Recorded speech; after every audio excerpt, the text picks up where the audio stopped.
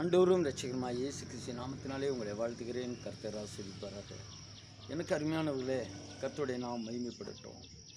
இப்பொழுதும் ஏசாயா 30:1 பாவத்தோட பாவத்தை கூட்டும்படி என்னை அல்லாமல் ஆலோசனை பண்ணி என் ஆவியை அல்லாமல் தங்களை மூடிக்கொள்ள பார்க்கிறவர்களும் என் வாக்கை கேளாமல் பார்வோனின் பலத்தினாலே விளக்கவும் எகிப்தின் நிலையிலே ஒதுங்கவும் வேண்டும் என்று எகிப்துக்கு போகிறவர்களுமாகிய முரட்டாட்டமுள்ள புத்திரருக்கு ஐயோ என்று கர்த்தர் சொல்லுகிறார். பாவத்தோடு பாவத்தை கூட்டுகிற ஜனம் பெருகி கொண்டு வர்றாங்க. எகிப்துக்கு போவேன், ஆளுகை செய்கிறவர்களை நம்பி இருப்பேன், ஆளுகை செய்கிற பலத்தில் நான் வாழ்வேன் என்று சொல்லுகிறவர்களுக்கு ஐயோவான். எகிப்துக்கு போகிற இந்த எகிப்தில் என்ன இருந்தது? விக்கிரகாராதனை இருந்தது, பாவம் இருந்தது, ஓரணை சேர்க்கை இருந்தது, அங்கே முரண்பாடான காரியங்கள் இருந்தது. முரண்பாடான காரியங்கள், முரண்பாடான பாவங்கள் இருக்கிற தேசத்திலே நமக்கு என்ன வேலை? அந்த தேசம் சுத்திகரிக்கப்பட வேண்டும். அவர்களுக்கு ஐயோ என்று சொல்லப்படுகிறது. பாவத்தோட பாவத்தை கூட்டுகிறவர்கள், பாவத்தோடு இருக்கிறவர்களோடு வாழுகிறவர்கள், பாவத்தோடு இசைந்து இருக்கிறவர்களுக்கு ஐயோ என்று சொல்லப்படுகிறது. எனக்கு அருமையானவர்களே, இவர்கள் கலகம் உள்ள 9வது வசனம் 39 இவர்கள் கலகம் உள்ள ஜனங்களும் பொய் பேசுகிற பிள்ளைகளும் கர்த்தருடைய வேதத்தை கேட்க மனதில்லாத புத்திரருமாய் இருக்கிறார்கள். இவர்கள் பொய் பேசுகிறவர்கள் கர்த்தருடைய வேதத்தை கேட்க மனதில்லாத புத்திரருமாய் இருக்கிறார்கள் என்று சொல்லப்படும். எனக்கு அருமையானவர்களே, வேதத்தை கேட்க மனதில்லாதவர்கள், இவர்களெல்லாம் பாவத்தோடு பாவத்தை கூட்டுகிறவர்கள்.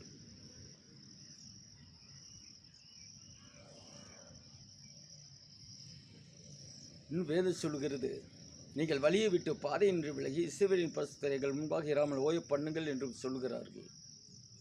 வழியை விட்டு விலகி நல்ல வழி சொல்லித் தருகிற கர்த்தருடைய வழியை விட்டுட்டு தேவையில்லாத வழியிலே இவர்கள் செய்கிறார்கள். எனக்கு அருமையானவர்களே, இதிலே அவரிடம் திரும்புவதற்கு விக்கிரகாராதனை குறித்து சொல்லுகிறார் வேதத்திலே. எனக்கு அருமையானவர்களே, கர்த்தர் மறு உத்தரவு அருளுகிறவர். நாங்கள் குதிரைகள் மேல் ஓடி போவோம், பிரச்சனை வரும்பொழுது ஓடி மலைகளிலே இருப்போம்,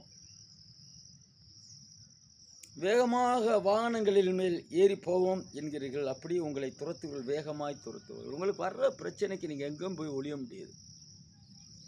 கர்த்தர் தான் தஞ்சம், கர்த்தர் தான் அடைக்கலப்பட்டனம். ஆண்டவர் உங்களுக்கு துன்பத்தின் அப்பத்தையும் உபத்திரவத்தின் தண்ணீர் கொடுத்தால் உன் போதகர்கள் இனி ஒருபோதும் மறைந்திருக்க மாட்டார்கள். உன் கண்கள் உன் போதகர்களை காணும்.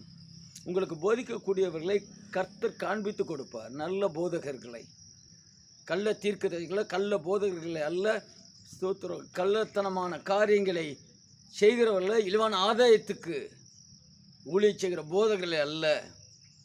உன் கண்கள் உன் போதகர்களை காணும், உனக்கு போதிக்கக்கூடிய நல்ல போதகர்களை காணும் என்று வேதம் சொல்லுகிறது.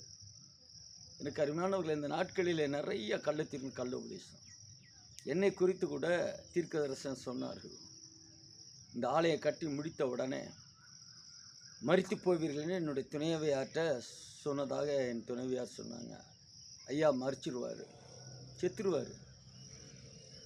ஒருவர் சொன்னார், ஆலயத்தில் புல்பிட்டில் நின்றுட்டு இவரை மருத்துவமனைக்கு கொண்டு போகிறார்கள், அவர் உயிரோடு திரும்ப மாட்டார். உயிரோடு திரும்பின உடனே 10 வருஷத்துக்கு மேலாகிவிட்டது. உயிரோடு திரும்பின உடனே இன்னும் 1 வருஷம்தான் வாழ்வார். 10 வருடத்துக்கு மேலாக கள்ள உபதேசமும் இந்த கள்ளத்தனமான காரியங்களை நம்பி தான் ஜனங்கள் எப்பயும் போய்கொண்டு இருக்கிறார்கள். அப்படிப்பட்ட போதகர்கள் அல்ல. உங்கள் கண்கள் உங்கள் போதகர்களை காணும்படியாக கர்த்தர் உதவி செய்வார். நல்ல போதகர்களை கர்த்தர் கொடுக்க அவர் போதுமானவராக இருக்கிறார். எனவே எனக்கு அருமையானவர்களே, பாவத்தோடு பாவத்தை கூட்டுகிறவர்களோடு ஐக்கியம் இல்லாதபடியாய், ஆலோசனை பண்ணி பாவத்தோடு சேர்ந்து போவோம் அனுபவிப்போம் என்கிறவர்களோடு ஐக்கிய வைக்காதபடியாய், அதிலே சொல்லப்படுகிறது, உன் சுரூபங்களை மூடிய வெள்ளி தகட்டையும் உன் விக்கிரகங்களின் பொன் ஆடை ஆபரணத்தையும் தீட்டாக எண்ணி அவைகளை தீட்டுப்பட்ட வஸ்திரம் போல் இருந்துவிட்டு அதை சீப்போ என்பாய். கர்த்தர் ஆசீர்வதிக்கும் பொழுது, கண்ணீரை துடைக்கும் பொழுது, சீ என்பாய், விக்கிரகத்தை சீ என்பாய், பொன் தகட்டால் மூடினவர்களை சீ என்பாய் என்று வேதம் சொல்லுகிறது. 22வது வசனம் 30-22. அதை சீ என்று ஒதுக்கும் பொழுதுதான் கர்த்தர் ஆசீர்வதிக்கிறார். அப்பொழுது நீ நிலத்தில் விதைக்கும் உன் விதைக்கு அவர் மழையும் நிலத்தின் பலனை ஆகாரத்தையும் தருவார். அது கொழுமையும் புஷ்யமாய் இருக்கும். அக்காலத்தில் உன் ஆடு மாடுகள் விஸ்தாரமான மேய்ச்சல் ஸ்தலத்திலே மேயும். எல்லாம் இருக்கும்னு எனக்கு இங்கே சொல்லப்படுகிறது. ஸோ எதை வெறுக்க வேண்டுமோ, எதை விட வேண்டுமோ அதை விடும் பொழுது கர்த்தர் ஆசீர்வதிக்கிறார், கண்ணீரை துடைக்கிறார். இனி நீ அழுது கொண்டிரா என்று சொல்லுகிறார். அழுகையெல்லாம் நிறுத்துகிறவராய் இருக்கிறார், கண்ணீரை துடைக்கிறவராய் இருக்கிறார். அந்த தெய்வத்தை நம்பி இருக்கும் பொழுது கர்த்தர் நிச்சயமாய் ஆசீர்வதிப்பார், கண்ணீரை துடைப்பார். எனக்கு அருமையானவர்களே, பாவத்தோடு பாவத்தை கூட்டுகிற ஜனங்கள் ஐயோ, அதை கண்டு இது பாவம், விக்கிரகாராதனை பாவம், விபச்சாரம் பாவம், குடி பாவம் என்று யார் உணர்ந்து போன்னு விட்டு வருகிறார்களோ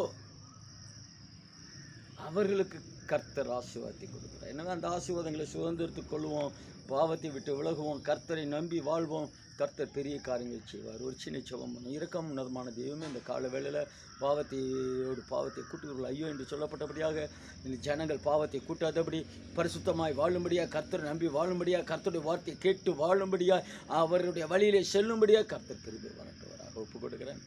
பார்க்கிற கேட்கிற ஒவ்வொருவரையும் கர்த்தர் ஆசீர்வதிப்பாராக. எனக்கு அருமையானவர்களே, வருகிற 17 வர்ற வெள்ளிக்கிழமை 10லேருந்து 1 மணி வரையில் திண்டுக்கல்ல லீவனம் செபத்தோட்டம் பால் பண்ணை bus stop Sirumalai road Dindigul என்கிற இந்த இடத்துல விடுதலை உபவாச ஜெபம். இந்த பிசாசின் பிடி, பிலிசுனு பயந்த கோளாறு, தீராத வியாதிகளுக்காக இலவசமாக ஜெபடி கர்த்தர் விடுவிக்கிறார். நம்பி வாங்க, யாரை அழைத்து கொண்டு வாங்க, இணைந்து செபிப்போம். தேச ஆசீர்வாதமாக இருக்கும்படியாக செபிப்போம். கர்த்தர் பெரிய காரியங்கள் செய்வார். எங்களுக்காக செபித்துக் கொள்ளுங்கள்.